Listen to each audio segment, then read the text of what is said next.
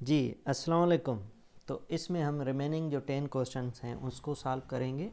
ठीक है, पहले 10 क्वेश्चन किए थे, अब रिमेनिंग 10 क्वेश्चंस। तो ये क्वेश्चन नंबर 11 है हमारे सीक्वेंस के हिसाब से, टेस्ट के हिसाब से ये 51 होगा। तो इस क्वेश्चन को हम सॉल्व कर रहे हैं। इसमें कह रहा है कि द वैल्यू ऑफ 1/2 इंटू, यहाँ पे 160 नहीं 162 है, तो 162 कर देते हैं पहले।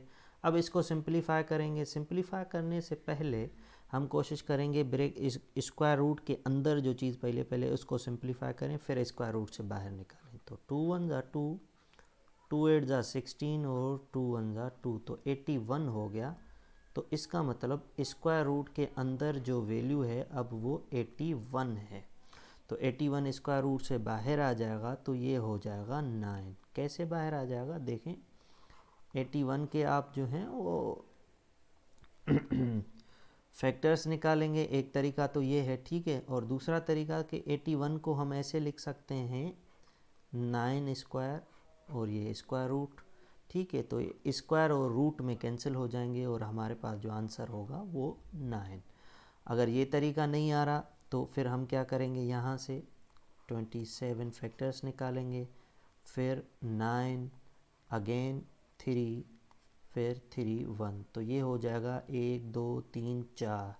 3 की टेबल 4 टाइम हमने अलग अलग दफ़ा पढ़ी, तो 3 पावर 4, और स्क्वायर रूट का मतलब होता है पावर 1/2। तो इनको रिड्यूस करेंगे, 2 1 ज़ा 2, 2 2 ज़ा 4, 3 स्क्वायर इज इक्वल टू 3 का स्क्वायर मतलब 3 मल्टीप्लाई बाय 3, तो 9।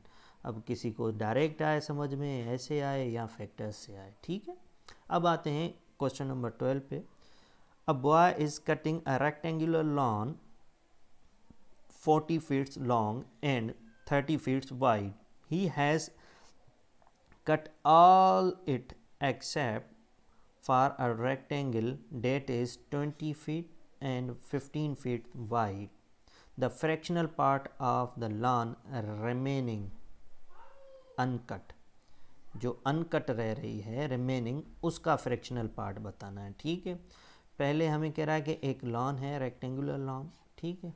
सपोज़ ये हमारे पास एक, हम कह रहे हैं कि रेक्टेंगुलर लॉन है, ठीक है।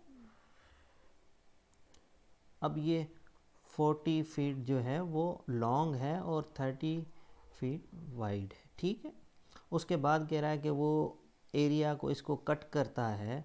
कट करते करते जब काम बंद कर देता है तो वहाँ पे वो देखता है कि एक ऐसी एरिया बच जाती है।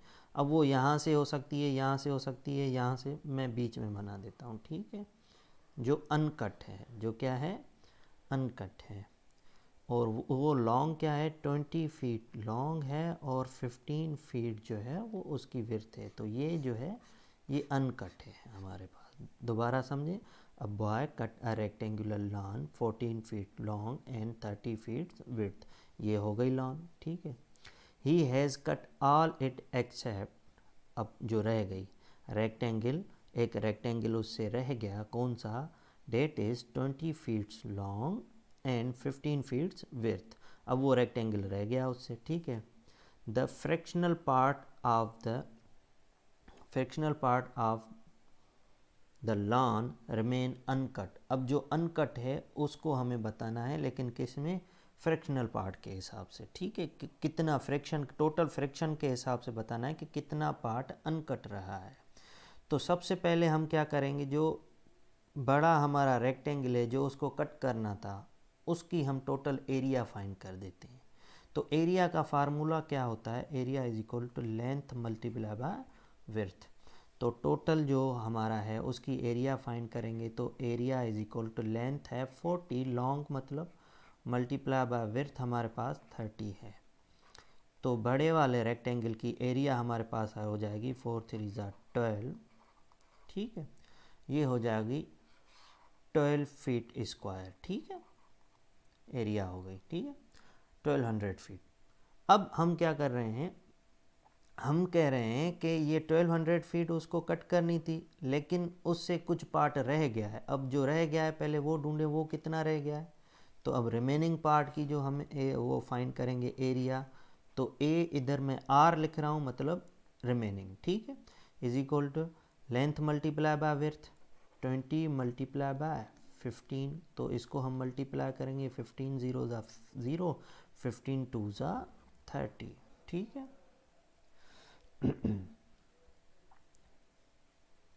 तो 300 फीट स्क्वायर जो है वो एरिया ऐसी है जो अनकट रह गई। अब हमें फ्रैक्शनल पार्ट बताना है जो अनकट है, ठीक है। तो अब हम क्या करेंगे, इसको फ्रैक्शन में लिखेंगे। फ्रैक्शन में कैसे लिखेंगे, 300 अपान 300 पार्ट रह गया है किसने में से, टोटल 1200 है, ठीक है। ये 00 कैंसिल, 3 1 ज़ा 3, 3 4 ज़ा 12, तो मतलब 1/4 जो पार्ट है वो उस रेक्टेंगल का रह गया है कट करना, ठीक है। अब आते हैं नेक्स्ट क्वेश्चन पे, जो क्वेश्चन नंबर 13 है। उसमें क्या कह रहा है, the average of all the even numbers up to 100। अब सारे इवन नंबर अप टू 100, तो हम इवन नंबर्स सपोज 2, फिर 4, 8 अप टू कहाँ तक, 100 तक, ठीक है। अब हमें इनकी क्या बतानी है, एवरेज। तो इसका मतलब पहले इन सब को ऐड करना होगा, फिर डिवाइडेड बाय करना होगा जितने भी नंबर होते हैं। तो 1 से लेके 100 तक पहले तो हम देख लेंगे इवन नंबर्स होते कितने हैं, n। तो टोटल 100 नंबर हैं और आधे इवन हैं, तो हम कह लेते हैं कि भाई 50 जो हैं वो नंबर जो हैं वो इवन नंबर होते हैं 1 से लेके 100 तक। अब इसका तरीका कैसे, एक तो फिर बंदा जाएगा कि भाई 2 + 4 100 तक नंबर इवन लिखेगा, फिर उन सबको ऐड करेगा। एक तो आपके पास ये तरीका हो गया, लेकिन ये जो है आपके पास टाइम टेकिंग हो जाएगा। आप इस तरीके पे जाएंगे तो ज़्यादा टाइम लग जाएगा। तो फिर आपने क्या करना होगा, अब इसको सिंपली से करने के लिए हम जो हैं वो फर्स्ट ईयर के एक टॉपिक में जाएंगे, सीक्वेंस और सीरीज़ में, ठीक है। तो हमारे पास अर्थमेटिक सीक्वेंस होता है, तो ये हमारे पास अर्थमेटिक सीक्वेंस है। कैसे, ये फर्स्ट टर्म को हम ए कहते हैं, और फर्स्ट से second, second to third, third to fourth हम देखेंगे कि यहाँ पे 6 आना था, सॉरी मुझसे गलती हो गई है, ठीक है। फिर 8, ठीक है। तो हम देखते हैं कि डिफरेंस कितने का आ रहा है, 2 से 4 तक, फिर 4 से 6 तक, फिर 6 से 8 तक। तो आप देखें कि इनमें जो फ़र्क आ रहा है वो 2 2 का फ़र्क आ रहा है, 2 यहाँ पे भी 2, ये भी 2। तो मतलब जो डिफरेंस है हमारे पास वो है 2, और ए कहते हैं फर्स्ट टर्म को जो हमारे पास क्या है 2, और सम ऑफ सीरीज़ या सम ऑफ सीक्वेंस का जो हमारे पास फार्मूला है वो कहता है n/2, ठीक है। फिर उसके बाद ब्रैकेट में 2a प्लस n-1, ठीक है, फिर d, ठीक है। अब इसमें n जो है वो टोटल नंबर, d किसको कह रहा है, जो सीक्वेंस में या सीरीज़ में आपके पास जो फ़र्क आ रहा है, ठीक है। और a क्या है आपके पास, ये फर्स्ट टर्म जो पहला नंबर है, ठीक है। और n तो मैंने बता दिया टोटल नंबर। अब वैल्यूज़ पुट करें तो हमारे पास 50/2, ठीक है। उसके बाद 2 a की वैल्यू पुट करें, a क्या है, फर्स्ट टर्म 2 है, 2 मल्टीप्लाई बाय 2 प्लस n हमारे पास क्या है 50 - 1 मल्टीप्लाई बाय d डिफरेंस हमारे पास क्या है, तो इधर मैं 2 पुट कर देता हूँ, ठीक है। तो हम जब इसको सिंपलीफाई करेंगे तो हमारे पास ये क्या हो जाएगा 25, और इनको जब मल्टीप्लाई करेंगे 2 2 ज़ा 4 प्लस 50 में से 1 जाएगा 49, और 49 मल्टीप्लाई बाय 2 तो क्या हो जाएगा 98, ठीक है। अब 98 4 से प्लस हो रहा है तो प्लस कर दें, तो हमारे पास क्या हो जाएगा 25, और 98 + 2 क्या हो जाएगा 102, सॉरी यहाँ पे भी 25 है तो इसको मैं 25 कर देता हूँ, 25, ठीक है। फिर ब्रैकेट में 4 + 98 हमारे पास क्या हो जाएगा 102, ठीक है। अब 102 को 25 से मल्टीप्लाई करेंगे तो हमारे पास जो आंसर आ जाएगा वो आ जाएगा 2550। ये सम हो गया सारे नंबर्स का, और हमें क्या चाहिए एवरेज। तो एवरेज का फार्मूला हमें पता है क्या है, average is equal to sum of x/n। तो पुट करें वैल्यू सम ऑफ x, हमें सम तो हमने फाइंड कर लिया, ठीक है। 2550 divided by n, total number कितने हैं 2 से लेके 100 तक इवन नंबर्स 50 हैं। अब हम इसकी टेबल पढ़ेंगे, 0 0 में कैंसिल, ठीक है, 5 5 ज़ा 25 एंड 5 1 ज़ा 5। तो हमारे पास जो एवरेज आ गई इवन नंबर्स की 1 to 100 कह देते हैं, ठीक है, तो वो क्या है 51। तो आपके पास जो आंसर सही था वो 51 वाला ऑप्शन, शायद डी ऑप्शन था, आप देख लीजिएगा। अब आते हैं 14 पे। 14 में क्या कह रहा है, a man buy a bike for 80,000 rupees and sell for 88,000 the profit in the percentage. अब हमें प्रॉफिट बताना है, उसको कितना हुआ लेकिन परसेंटेज में। अब हम सबसे पहले देखेंगे कि उसको प्रॉफिट कितना हुआ है। तो प्रॉफिट के लिए हम क्या करते हैं, ठीक है, प्रॉफिट के लिए हम जो है सेलिंग प्राइस से, ठीक है, मैं पहले लिख देता हूँ, सेलिंग प्राइस से माइनस करते हैं कॉस्ट प्राइस, ठीक है। तो हमारे पास सेलिंग प्राइस क्या है 88,000, ठीक है, उसमें से हम माइनस करेंगे 80,000 रुपीज़, तो हमारे पास जो प्रॉफिट आ गया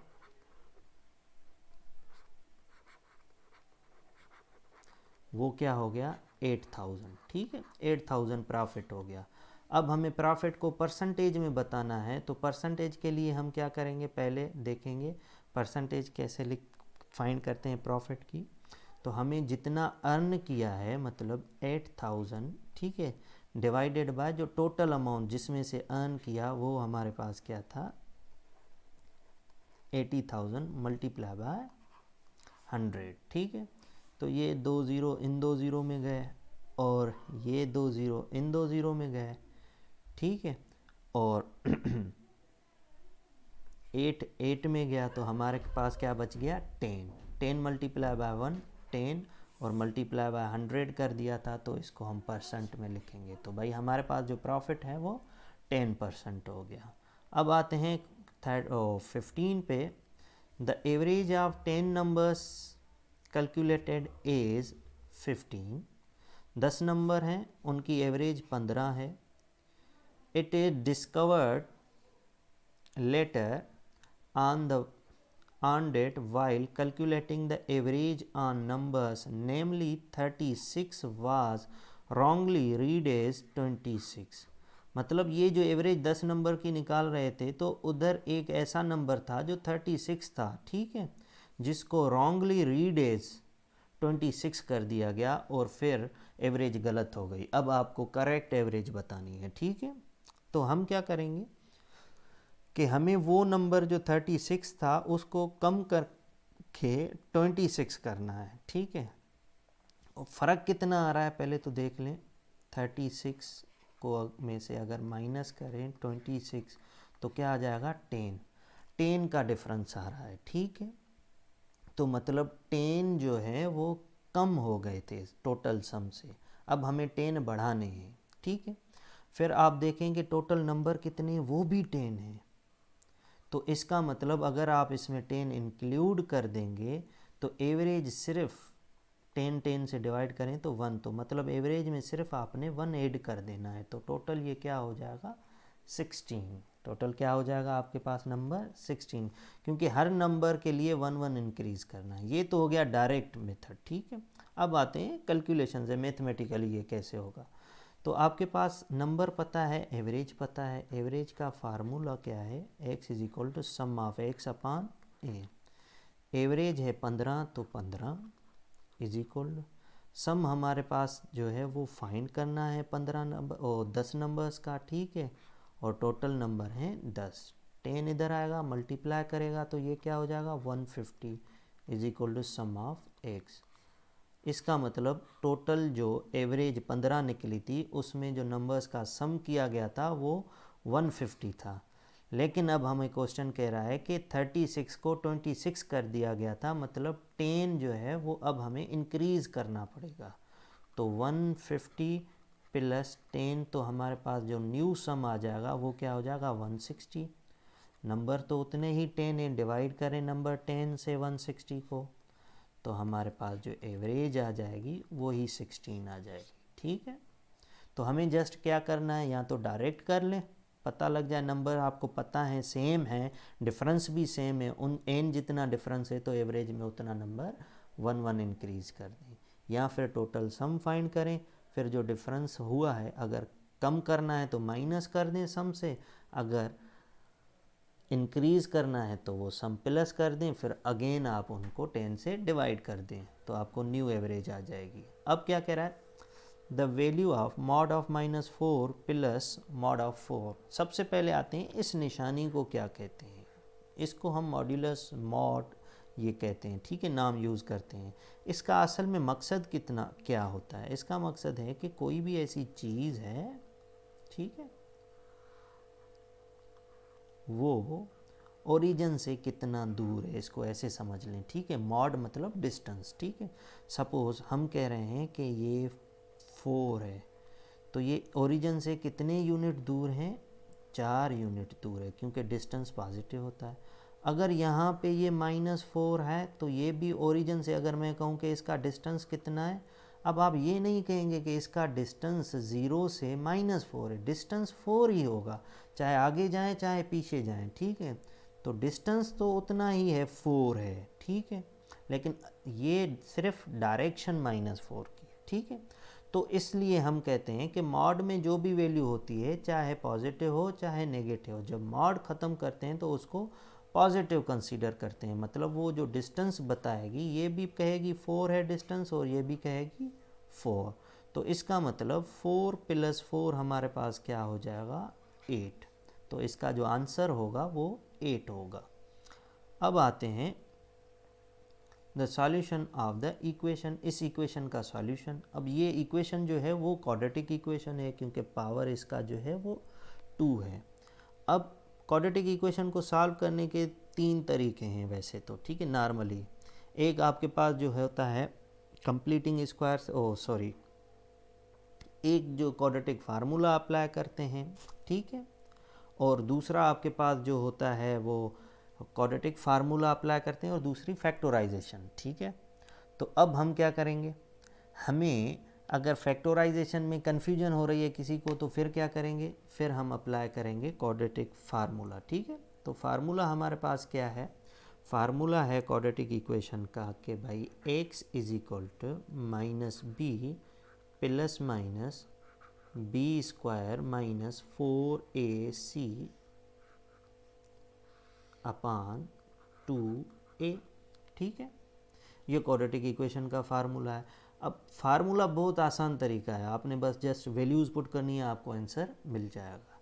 तो अब फार्मूले में कौन सी चीज़ें यूज़ हो रही हैं, एक यूज़ हो रहा है a, एक यूज़ हो रहा है b और दूसरा क्या है c। अब इनकी वैल्यूज़ हमें फाइंड करनी है। जो स्क्वायर वाला टर्म होता है उसके कोएफिशिएंट को a कहते हैं, तो वो हो गया 2।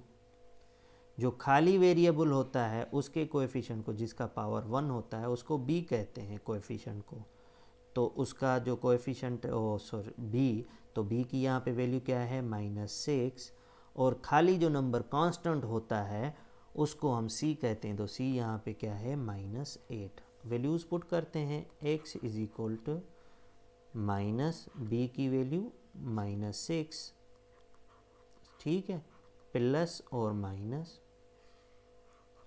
b² मतलब -6 का स्क्वायर -4, a मतलब 2, c मतलब -8, ठीक है, अपान 2a, a मतलब 2 a की वैल्यू है। अब सिंपलीफाई करें, माइनस इंटू माइनस प्लस, तो हमारे पास क्या हो जाएगा, 6 प्लस माइनस रूट के अंदर -6 का स्क्वायर मतलब 6 × 6, तो ये क्या हो जाएगा, 36, क्योंकि माइनस माइनस प्लस हो जाएगा।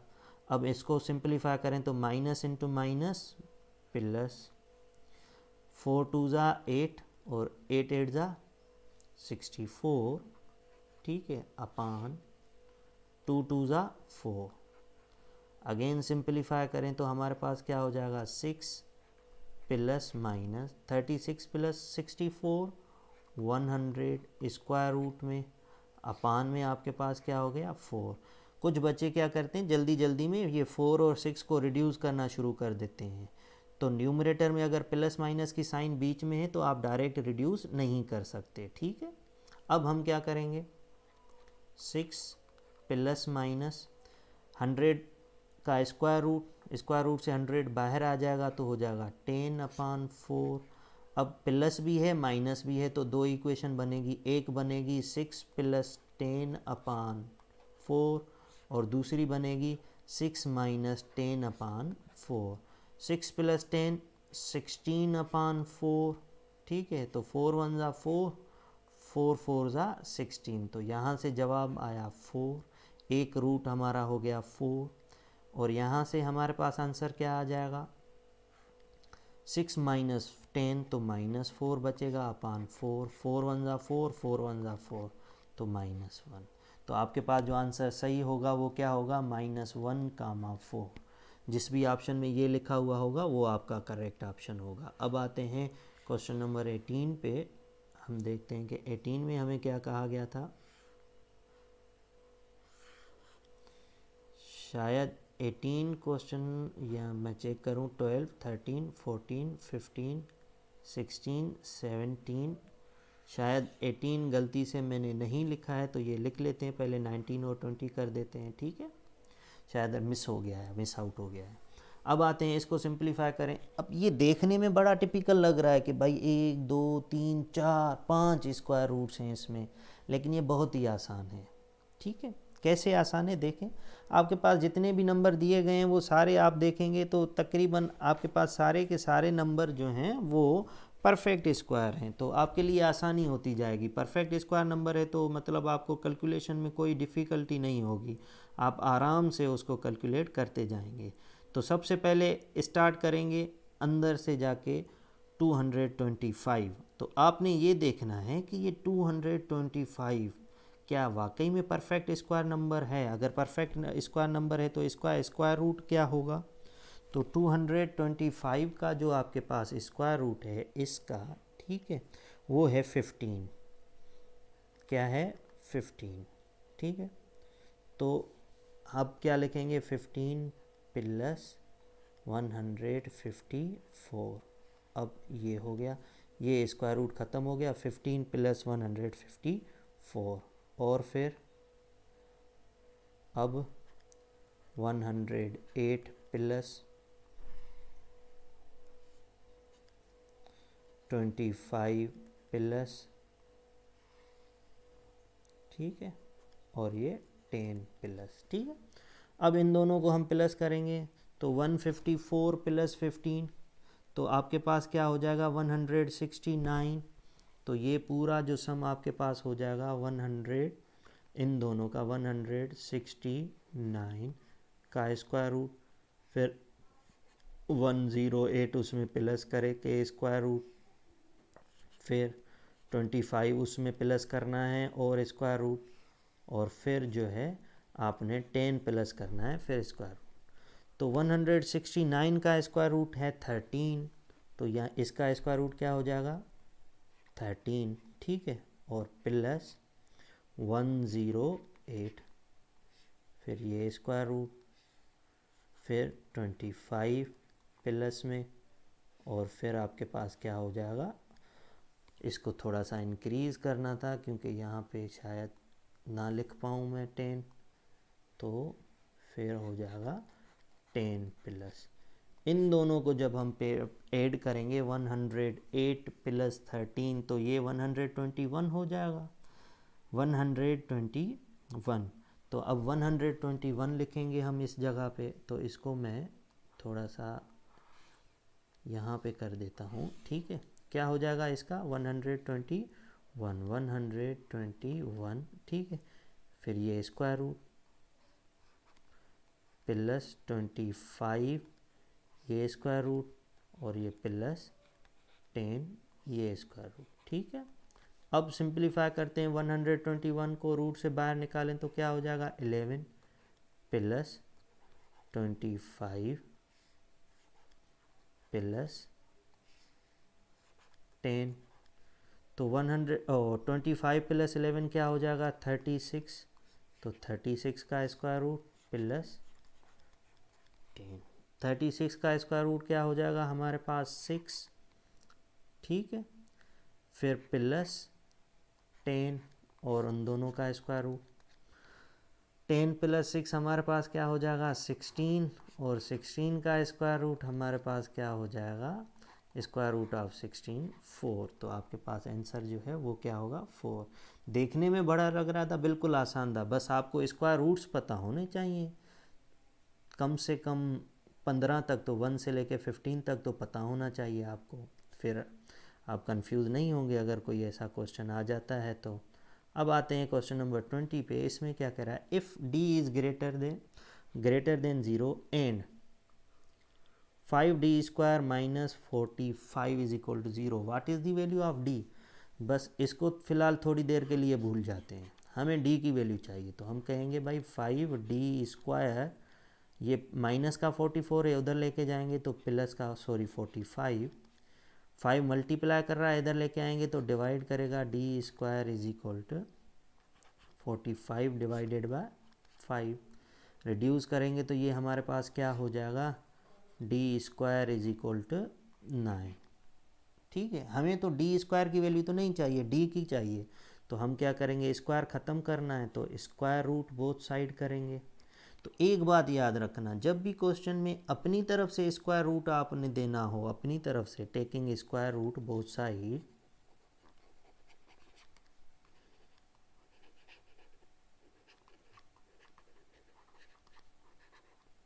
साइड्स, तो आप क्या करेंगे, एक साइड पे प्लस माइनस ज़रूर लगाएंगे, ठीक है, ये रूल है।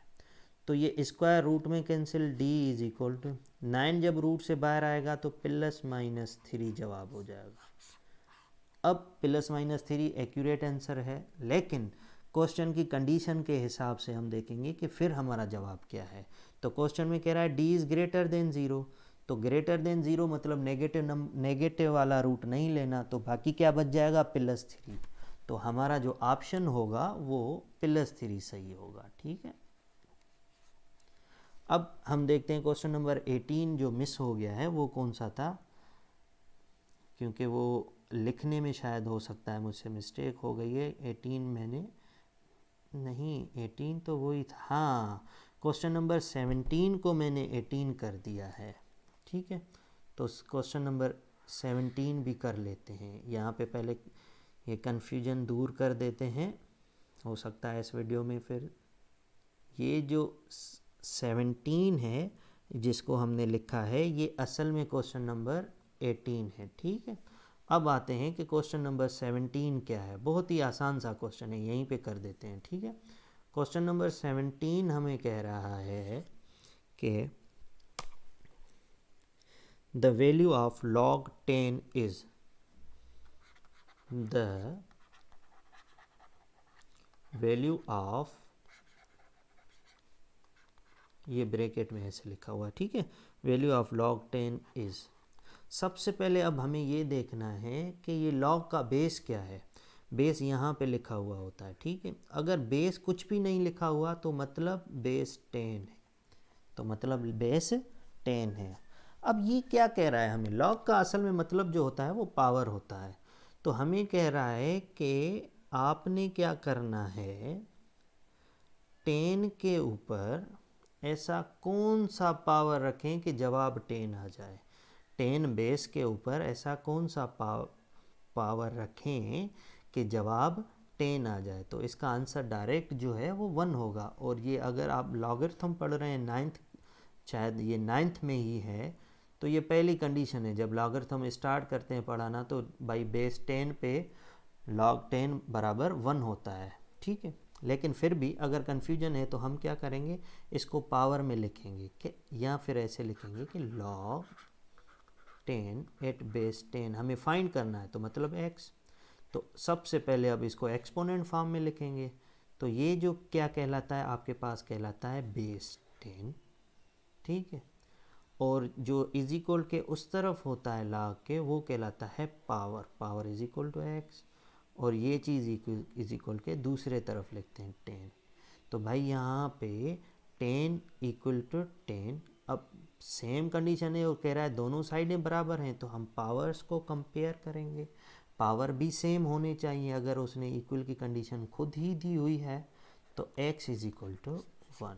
ठीक है कि भाई 10 के ऊपर कौन सा पावर रखें कि जवाब 10 आ जाए, इसका मतलब यही था log 10 एट बेस 10। भाई 10 के ऊपर पावर 1 रखें कि जवाब 10 आ जाए। तो उम्मीद है ये समझ में आ गया होगा। अल्लाह हाफिज़।